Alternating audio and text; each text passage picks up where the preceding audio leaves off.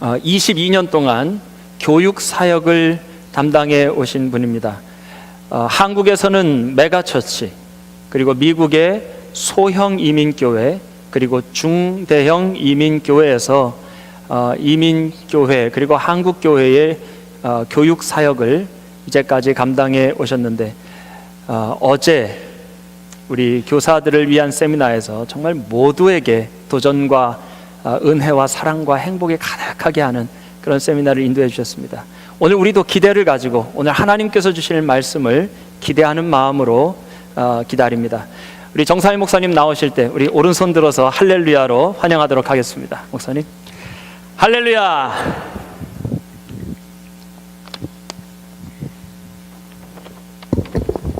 할렐루야. 우리를 만나게 하신 주님을 찬양하고 그분께 영광을 돌립니다. 교육 사역을 오래 하다 보면 이렇게 강의를 해달라고 하는 교회들이 종종 있습니다. 그런데 이번처럼 이틀 동안 6번의 이야기를 들려달라는 교회는 처음입니다. 그래서 너무 좋습니다. 보통은 초대를 하면 뭐 한 2시간 정도, 뭐 많으면 3시간 정도가 시간으로. 그런데 여기는 지금 어제 6시간, 또 오늘 이렇게 시간들이 있죠. 그래서 오히려 저에게 굉장히 좋은 기회였어요. 왜냐하면 강의 부탁을 보통 그냥 한 2시간, 여기 기준으로 하면 한 세션 정도밖에 안 하니까 늘 그 정도 쉐어할 이야기만 준비하고 있었는데 6개월 전에 김 목사님께서 부탁을 하셔서 6개월 동안 기도했습니다. 사실은 이 교회를 놓고 아마 여기 계신 교우들보다 우리 교회 여기 한인 메디슨빌 교회 홈페이지 제가 더 많이 들어와 봤을지도 몰라요. 정말로요. 즐겨찾기에 걸어놓고요. 거의 매일 들어와 보고, 왜냐하면 제가 함께 해야 할 교회가 어떤 교회인지 잘 알고 위에서 기도해야 또 성령께서 더 저에게 은혜를 주시리라 생각을 해서 그렇게 준비해 왔고요. 어제 우리 교육부 교사들과 교육부 섬기는 분들 때문에 도리어 제가 참 많은 은혜를 받고 받게 되어서 얼마나 감사한지 모릅니다. 그분들의 겸손한 마음, 또 배우고자 하는 열정, 또 우리 어린이들과 청소년들에 대한 사랑, 그런 것 때문에 제가 오히려 큰 은혜를 경험하고 돌아가게 되어서 얼마나 감사한지 모릅니다. 드릴 말씀이 많아서 빨리 이어가도록 하겠습니다. 여러분, 책을 하나 보여드리고 싶은데요. 화면에도 아마 화면이 있을 겁니다. Will Our Children Have Faith라고 하는 책인데요. 이 책이 제가 1994년에 처음 한국에서 신학대학원을 들어갔을 때 기독교 교육 과목의 교과서였습니다. 이 책이. 그런데 우리 자녀들이 신앙을 지킬 것인가, 우리 자녀들이 신앙을 가질 것인가라는 질문이요, 그 당시만 해도 제게 굉장히 낯설었습니다. 왜 그런가 하면 그 당시에 제 상황만 해도 크리스찬 가정에서 태어나서 부모님과 함께 교회에 오고 어린이부, 청소년부, 청년부에서 신앙생활을 하면 계속 크리스찬으로 살아가는 것이 너무나 당연하다고 생각을 했습니다. 그래서 우리의 자녀들이 믿음을 지킬 것이냐, 믿음을 가질 것이냐라고 하는 질문이 제게 전혀 낯설게 느껴졌던 그 느낌이 굉장히 강합니다. 그런데 오늘날 이 문제는 한국과 미국 모든 곳에서 모든 교회들이 직면하고 있는 가장 큰 이슈 중에 하나가 되었습니다. 그렇다면 과연 무엇이 문제이겠습니까? 사실은 이 책이 출판된 것이 1976년입니다. 1976년, 30년도 더 옛날이에요. 그런데 이 책 안에 대답의 단서가 숨겨져 있다는 사실을 제가 최근에 다시금 깨닫게 되었습니다. 이 책의 저자 존 웨스터호프라고 하는 분이 지적하는 것은, 오늘 좀 불편하실 겁니다만 꼭 들으셔야 됩니다. 부모들이 문제라는 것입니다. 부모들이 학교에 아이가 공부를 하기 위해서 학교에 보내는 거하고 똑같은 마음으로, 똑같은 태도로 아이들을 교회에 맡긴다는 것입니다. 그래서 아이들의 신앙 교육이 주일 오전에 교회 학교에 어린이 사역과 청소년 사역과 청년 사역과 이런 그 시간 안에 충분히 아이들의 신앙 교육이 이루어져야 하고, 아이들의 신앙 교육의 책임이 교육 목사님들, 교육 전도사님들, 교육부 교사들에게 있다는 그런 의식을 가지고 있는 것이 교회의 미래, 우리 어린이 청소년들이 앞으로 과연 믿음을 가질 것이냐라는 질문을 갖게 한다라고 도전을 한 것이 30년 전의 미국 학자의 글입니다. 그리고 그것이 오늘날 아주 불행하게도 현재 우리가 겪고 있는 문제점입니다. 제가 23년 동안 교회학교 교사로, 전도사로, 목사로 섬기면서 아주 많은 교회, 아주 많은 가정에서 이 문제가 아주 심각합니다. 제가 차세대 사역, 어린이 청소년 사역에 대해서 깨진 경험이 있습니다. 그것은 한 10여 년 전에 제가 청소년 사역자로 한 교회를 섬기고 있을 때였습니다. 저는 그때 정말 열정이 있었습니다. 지금 생각해도 정말 열정이 있는 전도사였습니다. 저는 제 열정이 제가 맡고 있는 우리 청소년들을 변화시킬 것이라 기대했습니다. 정말 열심히 사역했습니다. 그런데 그 일 중에 어떤 일이 있었는가 하면, 이렇게 주일 오전에 와서 예배를 드릴 때 청소년들이 부모님하고 함께 앉아서 이렇게 어른 예배를 드리는 청소년들이 간혹 있었습니다. 제가 한국에 사역할 때는 주로 주일에 작년만 3,000명 이상이 되는 교회들이었기 때문에 꽤 많이 그런 청소년들이 눈에 띄었어요. 그러면 제가 직접 가든지 아니면 다른 선생님들을 보내서 그 청소년들을 권유하거나 반강제로 청소년 사역으로 데려오게 했습니다. 저는 그것이 그 아이들의 신앙 형성을 위해서 아주 중요한 일이라고 생각을 했었어요. 그런데 어느 날 미국에서 연구 결과 하나를 보게 되었습니다. 미국에서 나온 연구 결과였는데, 그 연구의 결과는 부모님들과 함께 예배드리는 어린이들, 청소년들이 어린이 사역, 청소년 사역에 열심히 참여하는 어린이 청소년들보다 더 오래 교회에서 신앙생활을 하게 되고 더 공동체 안에서 잘 하나가 되어서 오래 신앙생활을 해나간다는 거였습니다. 망치로 한 대 맞는 것 같았습니다. 내가 지금 뭘 하고 있는 거지?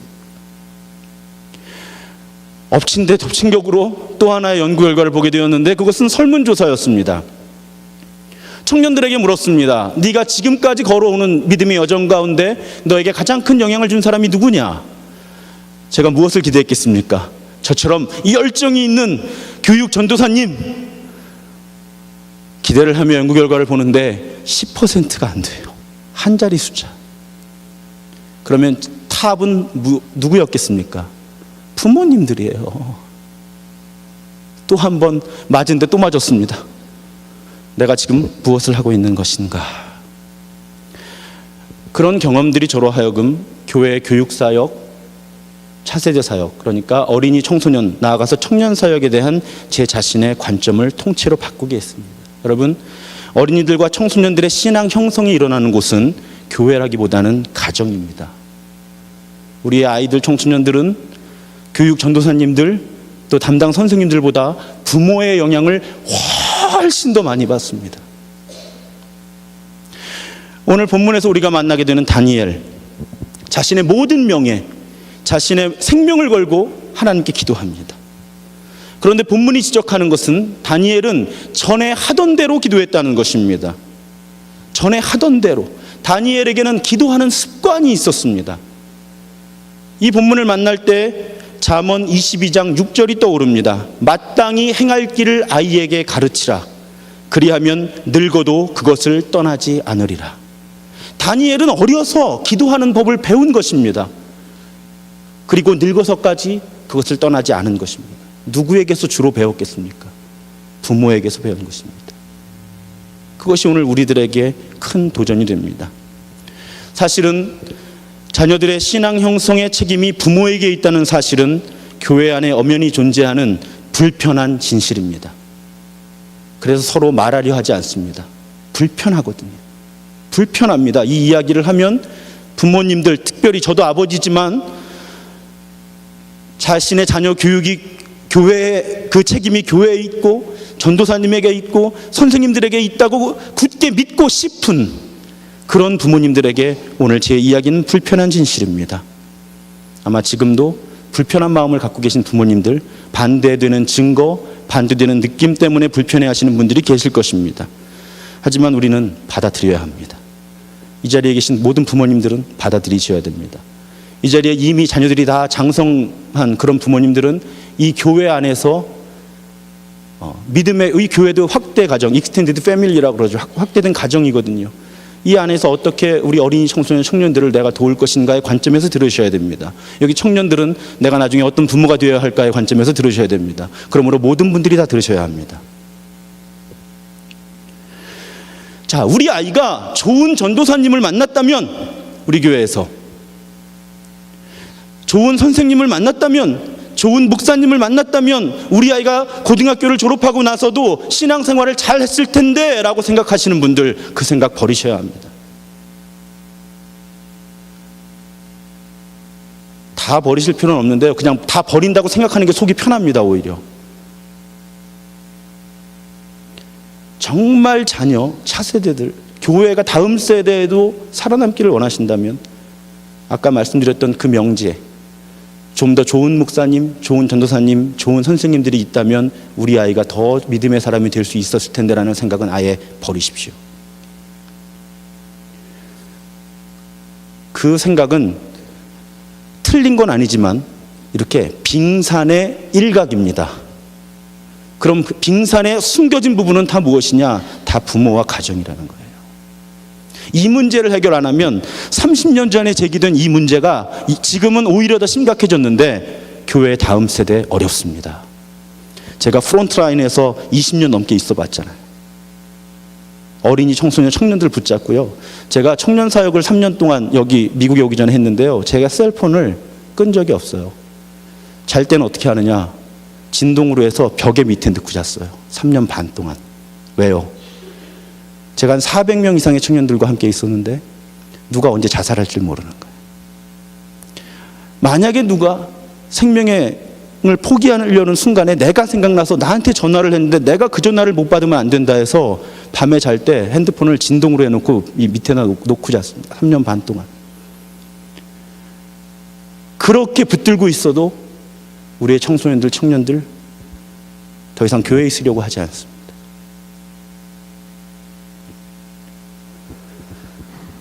부모들의 적절한, 가정의 적절한 서포트가 없으면요, 교회 목회자들과 교사들의 역할은 너무나 자주 무기력해집니다. 그래서 제가 섬기는 교회에서는 담임 목사님이 아예 교인들한테 이렇게 막 이제 환갑이 좀 지나셨는데 큰 소리를 막 치세요. 집에서 안 되는 게 교회 와서 돼? 막 이러고. 근데 그 말이 맞아요. 자녀들은요, 부모가 중요하다고 생각하는 것을 중요하다고 생각하게 됩니다.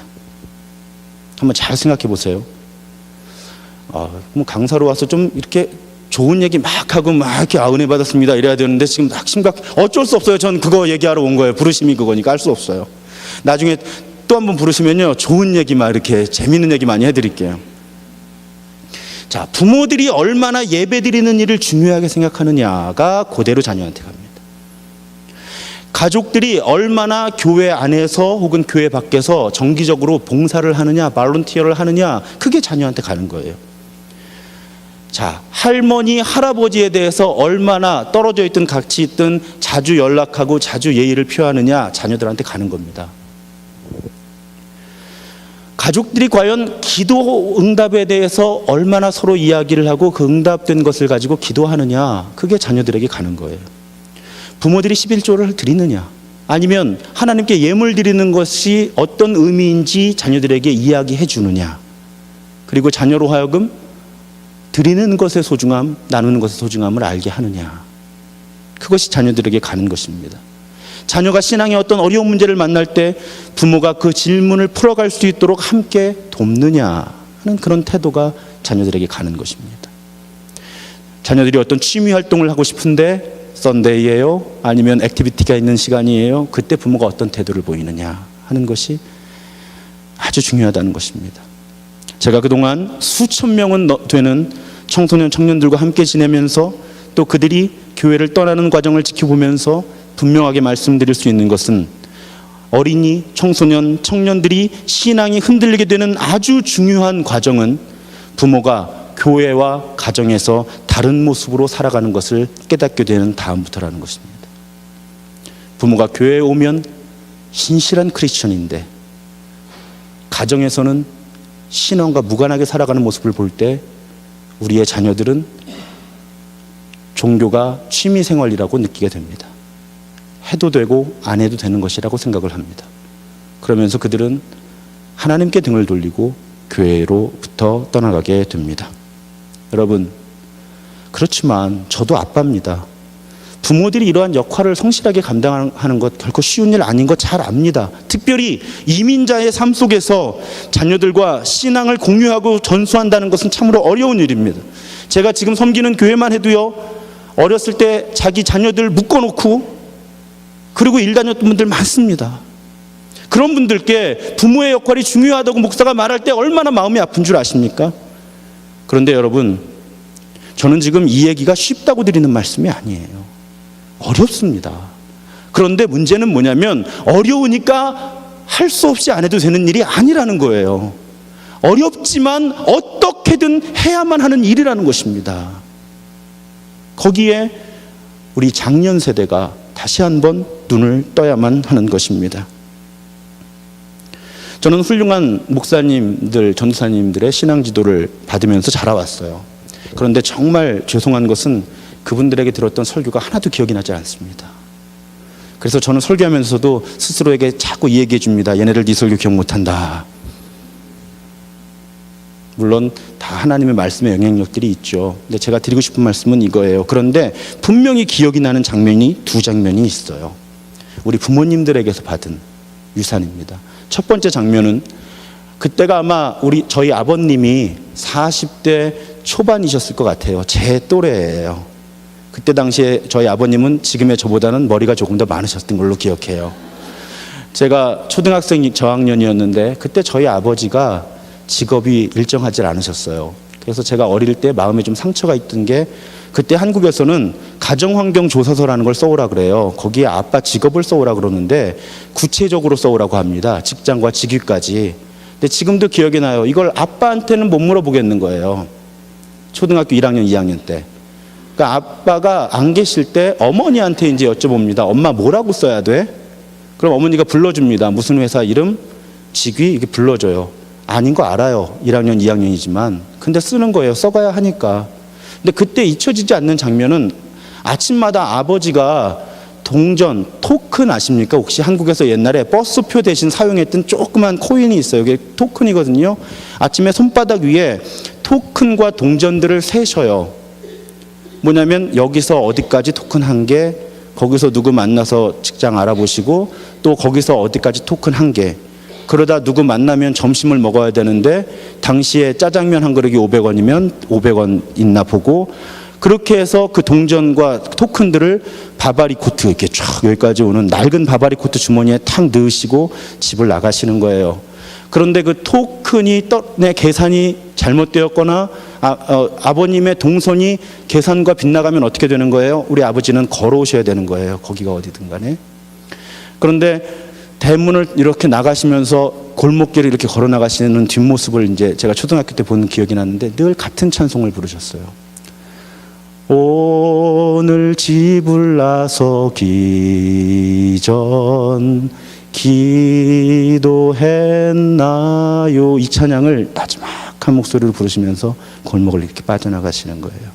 그때는 그냥 그 기억만 남아요. 그런데 제가 그 아버지의 나이가 되고 보니까 가족들을 먹여 살려야 되는데 그날 정말 일용할 양식 토큰과 동전 몇 개를 주머니에 넣고 직장을 구하러 나갈 때 그 아버지의 마음이 얼마나 비참하고 초라했을까. 그런데 그럼에도 오늘 집을 나서기 전 기도했는가, 하나님 안에서 내가 어떻게 살까를 늘 고민하며 사셨던 저희 아버님은 오늘날 제가 목회자의 삶을 걸어가게 하는데 정말 가장 큰 영향을 주신 분입니다. 그런가 하면 또 기억나는 장면이 있어요. 그렇게 저희 집이 어렵다 보니까 빚으로 살았습니다. 아주 오랜 시간을. 그런데 제가 이제 어렸을 때 이 속회 모임을 저희 집에서 하는데 어느 교인이 저희 어머니가 이제 또 그런 모임 속장하시고 뭐 이런 거 하시니까 11조에 대해 물어본 거예요. 11조의 기준 왜 교인들끼리 자주 얘기를 합니다. 세금 전이냐 세금 후냐 뭐 이런 건 포함시켜야 되냐 말아야 되냐.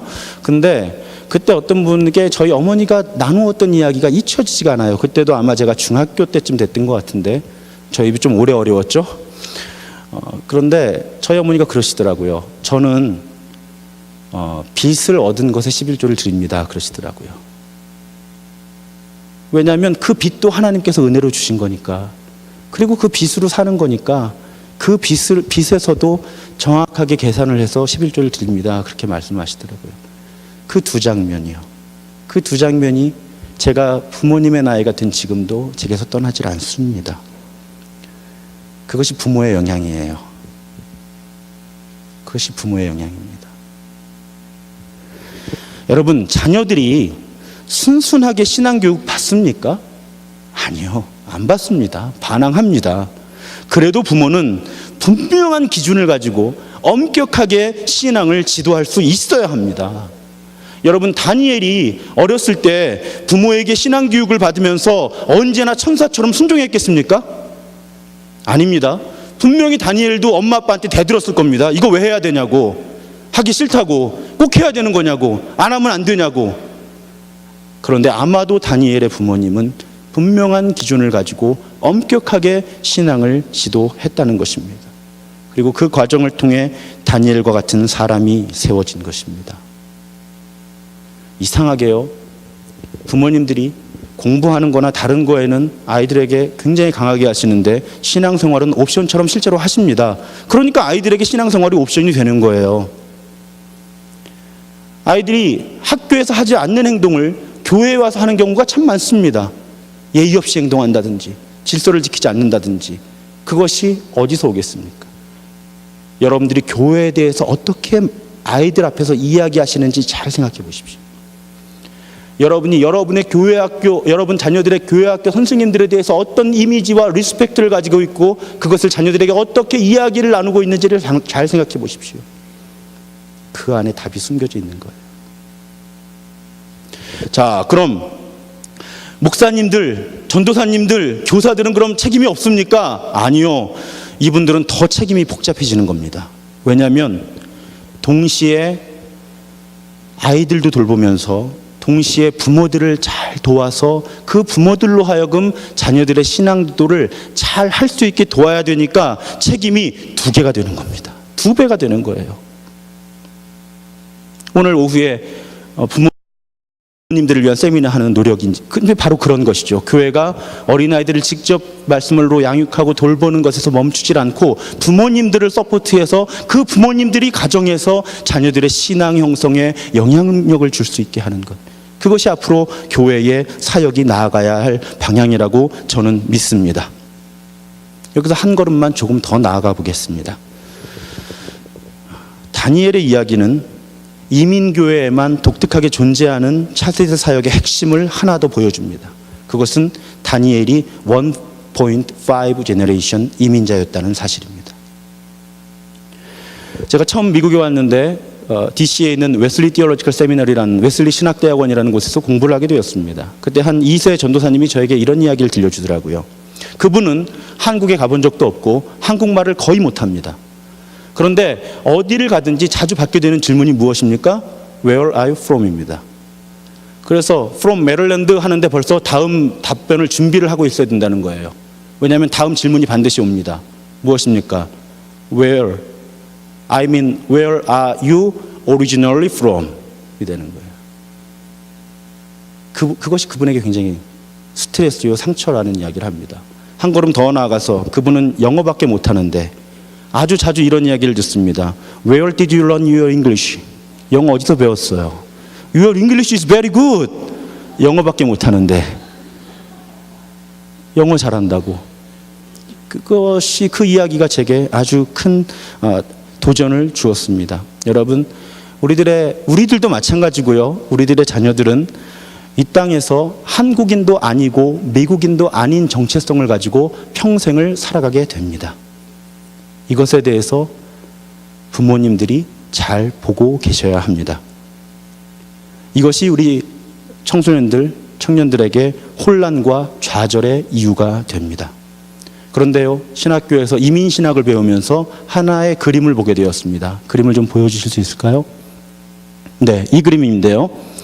2개의 원이 있습니다. 쉽게 생각하시면 이쪽이 코리안이고 이쪽이 아메리칸입니다. 이민자들의 삶은 마을진입니다. 주변으로 밀려나 있는 거예요. 그러니까 1.5 제너레이션이건 세컨 제너레이션이건 뭐 여기 1세대든 이민자들의 삶은 미국 사람도 관점에서 볼 때도 주변이고 한국에서 관점에서 볼 때도 주변이라는 거예요. 그것이 우리의 정체성의 혼란의 이유가 된다는 것입니다. 그런데 저기 책 그림이 하나 있죠. 마지널리티라고 주변성이라는 책을 디류 대학에서 은퇴하시고 지금은 소천하신 이정용 박사라고 한국인 이민자죠. 신학자가 저 책을 썼는데 저 책에서 그런 이야기를 합니다. 여기에서도 주변이고 여기에서도 우리가 좋아하는 단어는 변두리고, 그런데 변화시키는 힘이 어디서 나오느냐면 변화시키는 힘은 센터, 중앙에서 나오질 않는다는 겁니다. 그러고 보면 말이 맞아요. 여러분 잘 생각해 보세요. 어떤 공동체든 심지어는 나라도요, 그 나라를 정말 개혁하는 힘은 센터에서 나오질 않습니다. 센터에서는 어떤 힘이 나오는가 하면 안정시키는 보수적인 힘이 나와요. 왜냐하면 이미 센터에 들어가면 안정적인 걸 좋아하게 됩니다. 그러면 변화시키는 힘은 어디서 나오는가 하면 마을진, 주변에서부터 들어오는 거거든요, 안으로. 그래서 이 이정용이라는 분이 패러다임을 바꾸자 하는 거예요, 이민자들에게 정체성에 대해. 오늘 일부 예배 때 우리 청소년들에게 이야기했어요.